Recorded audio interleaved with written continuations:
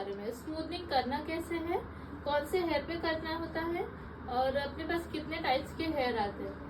तो अपने क्रीम में भी कितने प्रकार, जैसे लॉरियल का, इसमें स्मूथनिंग में भी अलग अलग ब्रांड के आजकल मार्केट में क्रीम है, जैसे कि स्ट्रिक्स हो गया, सॉस्कॉफ हो गया, प्लस लॉरियल हो गया और स्ट्रिक्स का हो गया।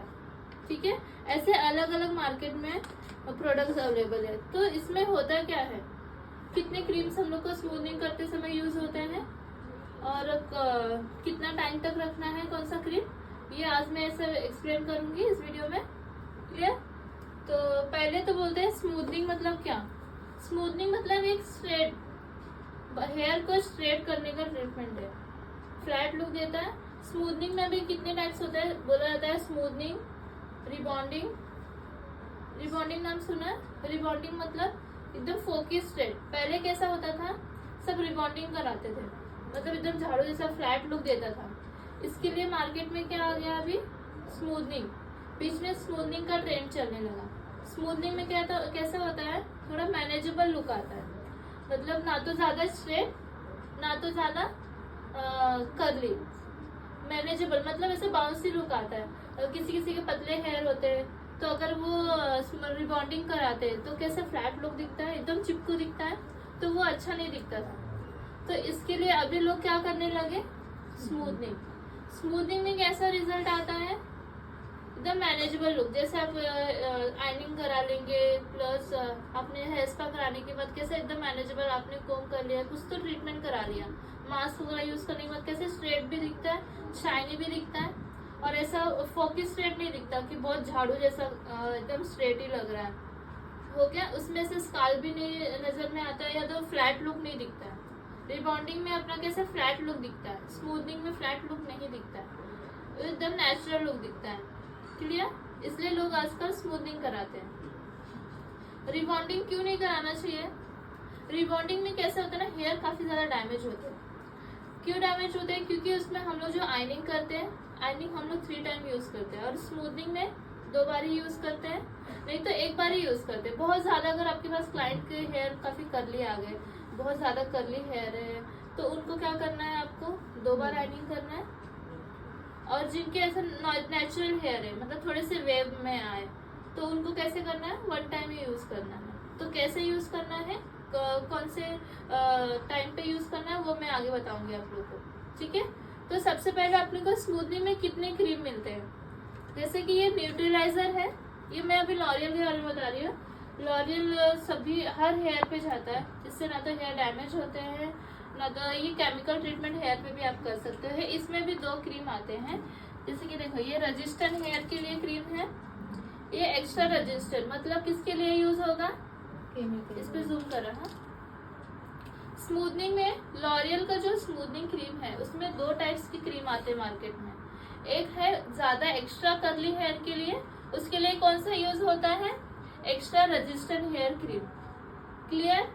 और जो नेचुरल मैनेजेबल हेयर होते हैं, जैसे कि वेवी हेयर आ गए, किसी के बहुत ज्यादा कर्ली नहीं है बट उनको स्मूथनिंग कराना, तो ऐसे हेयर पे तुमको कौन सा यूज करना है, स्मूथनिंग क्रीम। ये स्मूथनिंग को, इसको रेजिस्टेंट हेयर, देखो ये एक्स्ट्रा रेजिस्टेंट था और ये रेजिस्टेंट हेयर, मतलब ये मैनेजेबल हेयर के लिए, जिसका नेचुरल हेयर है उनके लिए, वर्जिन हेयर के लिए।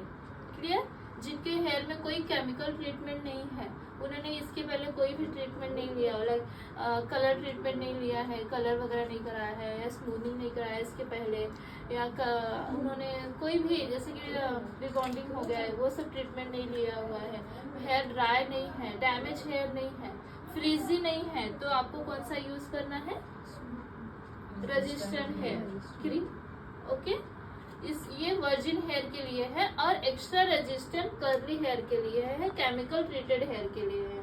केमिकल ट्रीटेड मतलब जिन्होंने केमिकल ट्रीटमेंट कराया हुआ है, लाइक कलर कराया है, हाईलाइट कराया हुआ है, मेहंदी लगाया हुआ बाल में, तो ऐसे हेयर पे आपको कैसे यूज करना है, एक्स्ट्रा रेजिस्टेंट हेयर। ठीक है, अगर आप ये वर्जिन हेयर का आप एक्स्ट्रा रेजिस्टेंट हेयर पे यूज कर रहे हो, तो आपको वो रिजल्ट नहीं आएगा जो रेजिस्टेंट हेयर है। रेजिस्टेंट हेयर मतलब वर्जिन हेयर है, उन्होंने इसके पहले कोई ट्रीटमेंट नहीं कराया, तो उनके हेयर एकदम वर्जिन है, तो तो ऐसे हेयर पे आपको रेजिस्टेंट करना है। जो ऑलरेडी केमिकल ट्रीटेड हेयर है उस पे आपको क्या करना है, एक्स्ट्रा रेजिस्टेंट है। क्लियर क्रीम के बारे में। और क्रीम एप्लीकेशन करने के बाद सेकेंड स्टेप होता है अपना न्यूट्रीलाइजर क्रीम। न्यूट्रीलाइजर क्रीम क्या करता है, फिक्सिंग का काम करता है, अपने हेयर को फिक्स करने का काम करता है। ये दोनों भी क्रीम में यूज होता है। न्यूट्रीलाइजर एक ही होता है, एक्सटेंशो का न्यूट्रीलाइजर क्रीम है, स्ट्रेटनिंग क्रीम। इसका काम है जो हमने बॉन को ब्रेक किया हो उसको फिक्स करने का काम। क्रीम क्या काम करता है, बॉन को ब्रेक करने का, बॉन को ब्रेक करने का काम करता है। हेयर को जो स्ट्रक्चर हमको देना है वह स्ट्रक्चर में कन्वर्ट करने का काम करता है स्मूथनिंग क्रीम। जब तक हमारा बॉन ब्रेक नहीं होगा तब तक वो हेयर अपने स्टेबल में नहीं आएंगे। जैसे कि हमने न्यूट्रीलाइजर क्रीम कब यूज करना है, सेकेंड पार्ट है अपना न्यूट्रीलाइजर क्रीम। फर्स्ट हमको क्रीम लगानी है। क्रीम क्या काम करेगा, बॉन को ब्रेक करेगा, हेयर को एक स्ट्रक्चर देगा, ठीक है। जब तक अपने बॉन ब्रेक नहीं होंगे तब तक हम अगर स्ट्रेट करना चाहेंगे तो होगा नहीं। बॉन ब्रेक हुआ है कैसे पहचानेंगे, कैसे, अभी आपने स्मूथनिंग क्रीम लगा दिया। स्मूथनिंग क्रीम लगाने के बाद आपको कितना टाइम तक वेट करना है, कितने टाइम तक वेट करना है स्मूथनिंग क्रीम के बाद, 20-25 मिनट, 20 मिनट्स के बाद आपको चेक करते रहना है आपका बॉन ब्रेक हुआ है कि नहीं। अभी हुआ है कि नहीं आपको पता कैसे चलेगा, नॉट टेस्टिंग से, नॉट टेस्टिंग से, राइट। नॉट टेस्टिंग करने के बाद आपको कुछ इस तरह दिखाएगा। ये सिंबल देखिए, नॉट टेस्टिंग के सिंबल्स है। फर्स्ट आपको कैसे चेक करना है, नॉट टेस्टिंग में आपको एक हेयर लेना है, सिंगल हेयर, देन स्प्रिंग करना है। जब वो बॉन्ड जब एक स्ट्रक्चर चेंज करता है अपने हेयर को तो वो रिबन की जैसे तनता है हेयर। अगर आप उनको हल्का से ऊपर की तरफ पकड़ना है, एक हेयर नीचे की तरफ, सिंगल हेयर आपको यूज करना है। ऐसा नहीं 2-3 हेयर एक में चिपका, आपको एक ही हेयर पकड़ना है, देन नॉट टेस्टिंग करना है। ऐसे स्टिच करना है रबर के जैसे।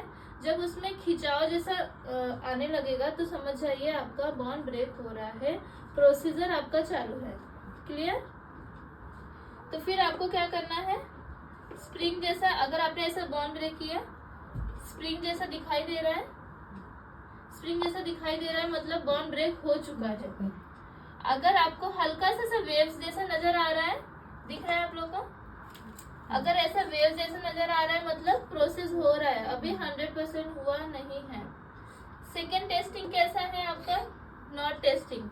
हेयर को लेना है, 4-5 हेयर लेना है, एक साथ नॉट टेस्ट करना। अगर टाइट नॉट बैठ गई तो मतलब आपका प्रोसेस हो गया है। अगर नॉट खुल रही है मतलब प्रोसेस अभी पूरा कंप्लीट नहीं हुआ है। क्लियर यहाँ तक। तो आपको ये चीज का ध्यान रखना है, जब तक पूरे वेव्स नहीं आते हैं तब तक आपको वेट करना है। वो हेयर पे डिपेंड करता है, किसी का हेयर 20 मिनट्स लेता है, किसी का हेयर 40 मिनट्स भी ले लेता है। तो जरूरी नहीं है कि आपका हेयर 20 मिनट्स में बॉन्ड ब्रेक कर देगा। तो वो क्लाइंट के हेयर पे डिपेंड करता है। किसी किसी के बालों का स्टेज काफी थिक होता है, किसी किसी का बहुत वीक होता है, तो बालों की क्वालिटी पे डिपेंड करता है। तो वो हम नहीं डिसाइड कर सकते, वो इनका हेयर डिसाइड करेगा कि उनका हेयर, जैसे केमिकल ट्रीटेड हेयर जो है उनके ऑलरेडी हेयर काफी वीक हो गए रहते हैं, उनको ज्यादा टाइम तक नहीं वेट करना क्योंकि उनके प्रोसेस फटाफट होते हैं, ठीक है। बट जो मेहंदी लगाया हुआ हेयर होता है, मेहंदी लगाने के बाद एक बालों में कोटिन चढ़ जाती है, तो ऐसे हेयर पे जल्दी प्रोसेस नहीं होता है, काफी टाइम ले लेता है। तो आपको 40 मिनट्स भी लग सकता है, 1 आवर भी लग सकता है। तो आपको बीच बीच में चेक करते रहना है 5-5 मिनट पे आपका हेयर बॉन्ड ब्रेक हुआ है कि नहीं। अगर आपने बॉन्ड ब्रेक नहीं हुआ है फिर भी आपने वॉश कर लिया जल्दी में तो आपका प्रोसेस होगा नहीं होगा, क्योंकि आपका जो हेयर का स्ट्रक्चर जो चेंज करने वाला था, जो हम लोग स्ट्रेट लुक में इसको फिक्स करने वाले थे, बॉन्ड ब्रेक हुआ ही नहीं तो आपका फिक्स कहाँ से होगा। वो तो वही स्ट्रक्चर में है ना जो आपके पहले हेयर था। इसके लिए नॉट टेस्टिंग होना बहुत जरूरी है। जब तक आपके ऐसे विंग्स में हेयर नहीं दिखाई देने लगे तब तक आपको हेयर वॉश नहीं करना है। क्लियर है यहाँ तक। जब तक आपका बॉन्ड ब्रेक नहीं होगा तब तक हेयर वॉश नहीं करना है। ये यहाँ तक हो गया अपना क्रीम एप्लीकेशन का। हेयर वॉश के बाद क्या करना है आपको, ब्लो ड्रायर, ब्लो ड्रायर करना। ब्लो ड्रायर कितना करना, 100% करना है। 100% ब्लो ड्रायर करने के बाद क्या करना है, आयनिंग करना है। आयनिंग आपको हाई टेम्परेचर पे करना है, 230 पे करना है। अगर किसी क्लाइंट ने, जैसे मैंने बताया केमिकल हेयर क्लाइंट भी आते हैं, जैसे कि उन्होंने इसके पहले केमिकल ट्रीटमेंट कराया हुआ है, कलर ऑलरेडी उनके हेयर में है, मेहंदी है, तो ऐसे बाल वीक हो जाते हैं। Smoothening as a chemical treatment है, हम बोलते हैं स्मूथनिंग से कुछ नहीं होता, बट वो एक्चुअली है तो केमिकल, क्योंकि अपने बालों को जो एक स्ट्रक्चर दे रहा है, मतलब कुछ तो है उसके अंदर, तभी तो वो स्ट्रक्चर दे रहा है। तो केमिकल ट्रीटेड हेयर पे आपको क्या करना है, आयनिंग का टेम्परेचर कम रखना है, नहीं तो ज्यादा हाई रखने से क्या होगा, उनके हेयर जल भी सकते हैं, बीच में ब्रेक हो सकते हैं। वर्जिन हेयर आपके हेल्दी है, जैसे एक खाता पीता इंसान कैसे कुछ भी खाए उसको हजम हो जाता है, पर जो बीमार इंसान रहेगा उसको आप कुछ भी खिलाओ हजम होगा नहीं होगा। वैसे ही अपने हेयर भी है, अगर केमिकल ट्रीटमेंट हेयर है, ठीक है, तो उनको टेम्परेचर कितना रखना है, 190 कर दो या तो 200 कर दो, ठीक है, वो हेयर पे डिपेंड करता है उन्होंने उनके बालों में कितना कोटिन अभी बचा हुआ है कलर का, ठीक है, ड्राइनेस है या नहीं है। वर्जिन हेयर पे आपको 230 पे करना है। क्लियर है आगे? आयनिंग का टेम्परेचर कितना रखना है, 230, ठीक है। वर्जिन हेयर पे 230 और केमिकल हेयर पे 190 200। Very good. अब अपना बारी आता है आयनिंग के बाद न्यूट्रलाइजिंग। न्यूट्रलाइजिंग काम क्या करता है, बॉन को फिक्स करने का। बॉन को फिक्स करने का, जो आपने क्रीम से बॉन को ब्रेक किया हुआ है उसको फिक्स करने का काम करता है न्यूट्रलाइजर क्रीम। क्लियर है यहाँ तक? न्यूट्रलाइजर क्रीम कितना टाइम तक रखना है आपको?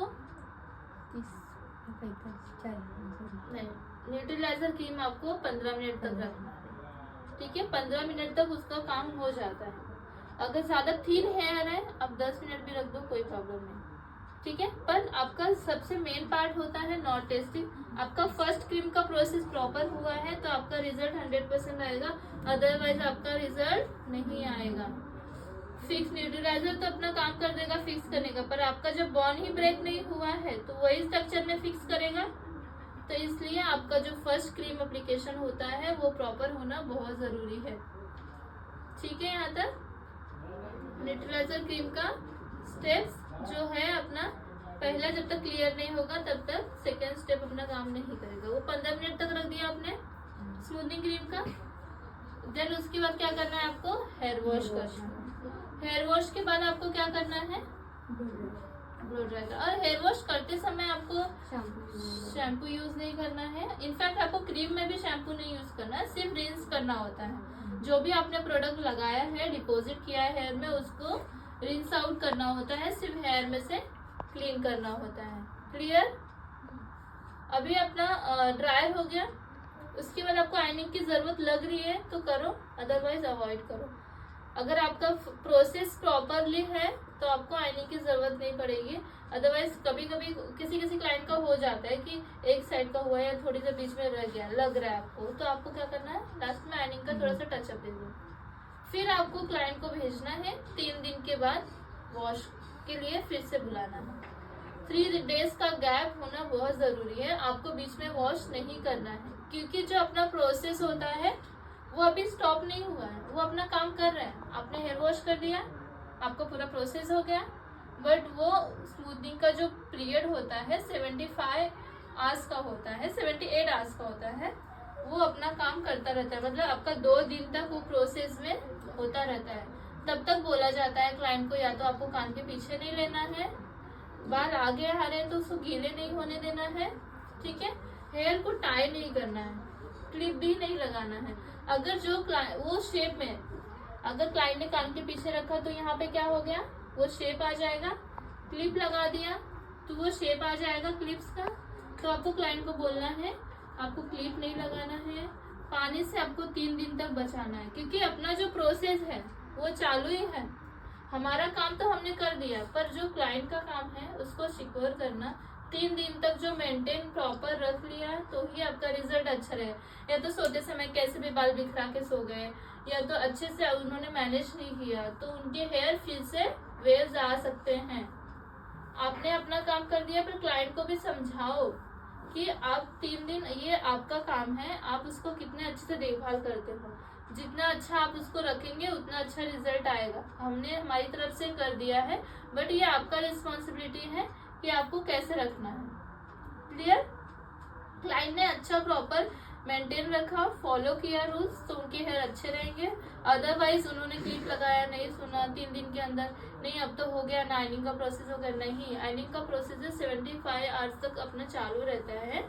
तो वो पीरियड कंप्लीट होने तक आपको कुछ नहीं करना है। हेयर वॉश के लिए चाहिए तो आप सैलून में बुलाइए, हेयर वॉश कीजिए। हेयर वॉश को पहले आइनिंग नहीं करना है, डायरेक्ट रिंस आउट कर दीजिए। आपको लॉरियल का शैम्पू लेना है, शैम्पू से अच्छे से स्काल्प को वॉश करना है, जो भी क्रीम है एक्स्ट्रा प्रोडक्ट है उसको क्लीन कर देना है।